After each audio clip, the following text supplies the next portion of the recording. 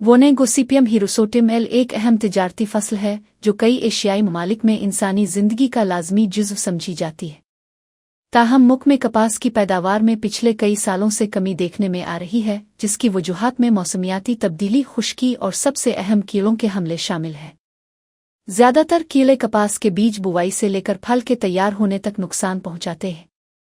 ताहम मौजूदा मुताले से मालूम हुआ है कि नबाताती ज़री ज़हर जो माहौल और इंसानी सेहत के लिए महफूज हैं, गुलाबी कीड़ों के खिलाफ मुअस्सिर साबित हुए हैं।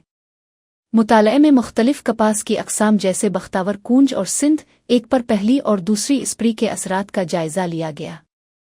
नताइज के मुताबिक बख्तावर किस्म पहली स्प्री में करटी दवा ने ज़्यादा से ज़्यादा 67-57 किलो में कमी दिखाई, जबकि नबाताती ज़हरों में नम 57, 2 टरवह 48, 32, 41, 13 और बेद मश्क 34, 95 कमी रिकॉर्ड की गई।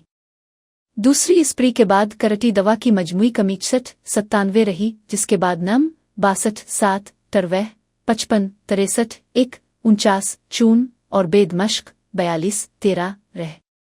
कूंज किस्म पहली स्प्री में ज़्यादा कमी करटी दवा में 73, 8 रिकॉर्ड की गई, जबकि बेद मश्क और इक में कम तरीन कमी 39, 2 देखी गई। दूसरी स्प्री के बाद करटी दवा की कमी 77, 8 रही, नम 63, 93, टरवह 55, 88 और बेद मश्क 38, 16।